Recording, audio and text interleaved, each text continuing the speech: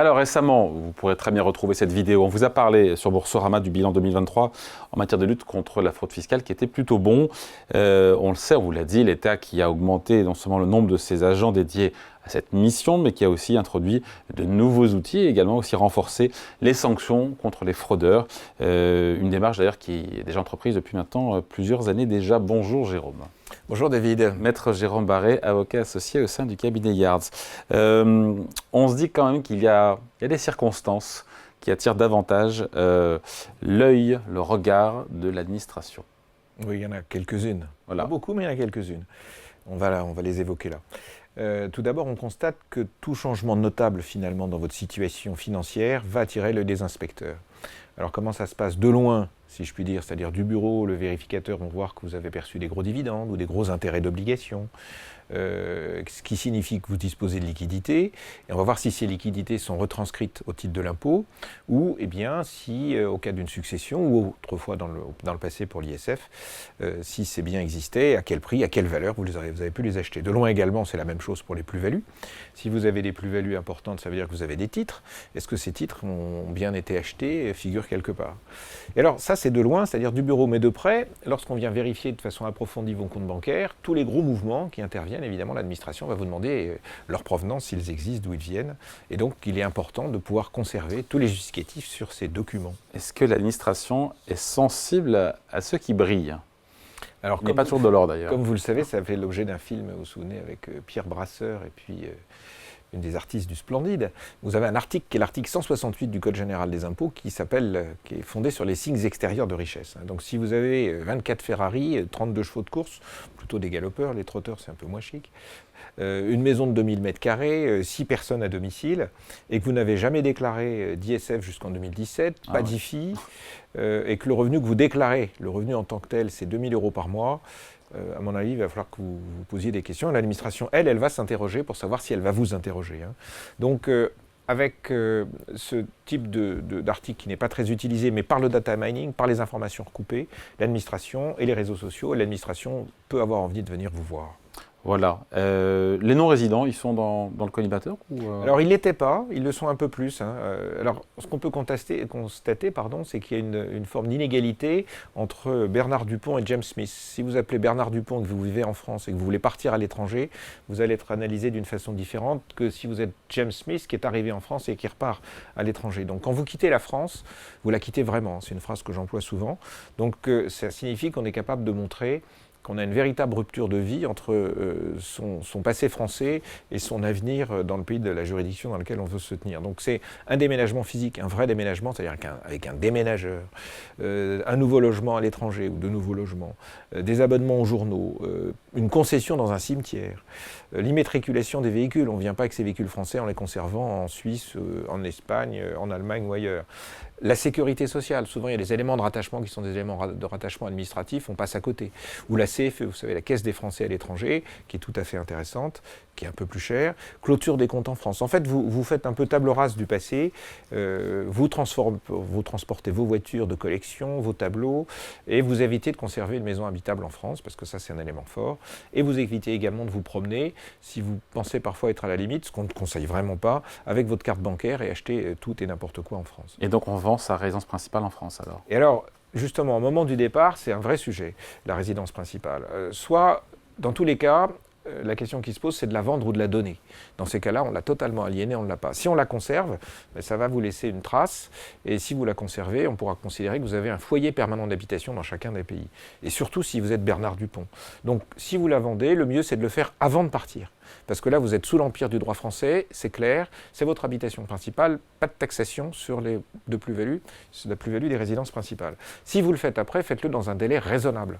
Alors vous avez des conditions un peu particulières, si c'est la première maison que vous vendez alors que vous n'étiez pas propriétaire de celle. Bon, je passe ça de côté. Et donc, si vous voulez revendiquer cette question, ou alors vous allez dans un pays comme la Suisse, où vous avez une clause d'égalité de traitement, et si vous vendez, pas de sujet. Ce qui est important, c'est que vous vendez dans un délai raisonnable de la vente ordinaire, et surtout vous évitez de la louer entre-temps. Vous dites tiens c'est une bonne idée, je vais la louer parce que ça va me couvrir des frais. Ne faites pas ça, vous déqualifiez votre résidence principale, et là vous allez vous retrouver avec des sujets qui ne sont pas bons. Depuis quelques années, les comptes bancaires non déclarés sont devenus un sujet. Alors, je ne sais pas si c'est un sujet sensible, mais ils sont devenus un sujet. Bon, ils le sont beaucoup moins. Ils le sont beaucoup moins parce que beaucoup de personnes sont sorties du bois, quoi. Pas tous. Alors, pas tous, non, il en reste encore, puisqu'ils viennent nous voir. Et puis, ce qui a été mis en place par les États et qui marche assez bien, c'est le CRS, qui n'est pas un officier ou un gendarme avec des bâtons et un bouclier. C'est le Common Reporting Standard. Le Common Reporting Standard, c'était l'échange entre les États qui vous permettent de dire « Monsieur Jacot a un compte chez moi, le savez-vous » Et à partir de ce moment-là, l'administration vient. Alors, on va régulariser, la période de régularisation est moins favorable que ce qu'elle était avant, donc les taux sont moins importants. Mais ce qui est plus grave, ce qui est plus difficile, c'est que l'administration utilise une arme fatale, c'est qu'elle elle va vous demander l'origine des fonds.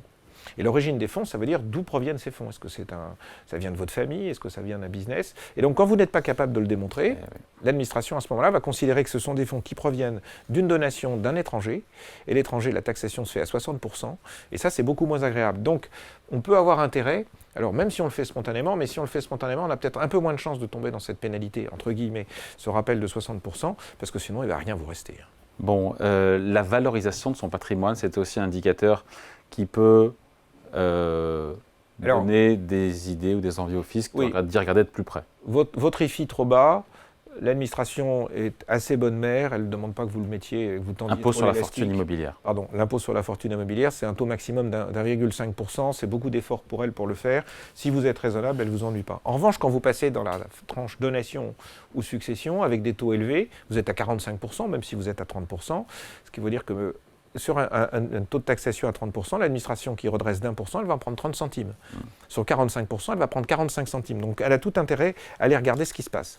Donc ne rentrons pas dans des sujets trop tendus, on va se faire retrouver, on se retrouvera, j'allais dire, au bout du chemin avec l'administration, d'autant que ça a été bien dit par M. Attal, les successions seront un sujet. Alors là où il faut être encore plus attentif, c'est que si vous appartenez, je dirais, à une classe sociale dite favorisée, si vous êtes un grand patron, si vous avez des responsabilités, l'administration est assez désagréable et elle a tendance assez rapidement à vous mettre une pénalité de 40% pour manquement délibéré d'office parce qu'elle considère que vous êtes intelligent et que vous savez. Bon. Quid des piscines? Alors les piscines, on en a aussi beaucoup parlé, ça a fait la joie de certains. 60 millions d'euros de redressement, c'est pas négligeable, je ne sais pas si les chiffres sont tout à fait exacts. Ça continue et ça va aussi calmer le jeu, donc on a intérêt à plutôt spontanément évoquer sa piscine, comme ça on en sort. Sinon, on peut revenir 4 ans en arrière. Quelqu'un d'avisé m'a dit que l'administration fiscale n'aimait pas trop les arrangements entre amis et au sein d'une famille. C'est vrai ça? Oui, c'est vrai, parce que l'administration n'aime pas qu'on lui mente, elle n'aime pas qu'on lui cache quelque chose. Donc quand vous opérez des opérations, vous prêtez des fonds à un de vos enfants, vous ne le dites pas, et en fait c'est une donation déguisée ou une donation indirecte, en donnant l'apparence de quelque chose qui ne l'est pas, l'administration n'aime pas. Donc quand il y a un prêt familial, en dessous de 5 000 euros, il n'y a rien à faire. Et au-dessus de 5 000 euros, celui qui reçoit le prêt, l'emprunteur, va le déclarer. C'est beaucoup plus simple, on n'a pas de sujet, et si l'administration aussi vous fait un contrôle approfondi, vous vous retrouvez dans une situation qui sera convenable. Bon, on finit là-dessus. Qu'est-ce qui peut mettre l'administration de mauvaise humeur, on va dire comme ça? Alors, il y a vraiment 2 choses que l'administration n'aime pas. La première chose, c'est le retard. Alors, le retard déclaratif, c'est 10%.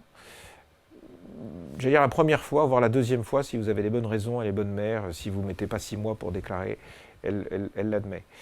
Ce qu'elle n'aime pas, c'est les retards répétés. Et la deuxième sujet qu'elle n'aime pas, c'est qu'on ne lui réponde pas. Elle vous envoie des questions, parfois petites, parfois grandes, et parfois on a des contribuables qui sont tétanisés, tel le lapin devant les phares de la voiture, et qu'attendent que la voiture arrive. Ça ne marche pas du tout. Il faut tout de suite répondre. Il vaut mieux dire « je réponds » en disant que j'ai rien à vous répondre parce que je ne sais pas, parce que sinon, comme disait le bon Karl Lagerfeld, ça m'énerve. Oui. Et donc il ne faut pas faire ça. Il ne faut pas faire le mort. L'administration, elle est patiente, elle vous retrouvera toujours, donc il ne faut pas jouer à ça. Allez, conseil signé Maître Jérôme Barré, avocat associé au sein du cabinet Yards. Merci. Merci David.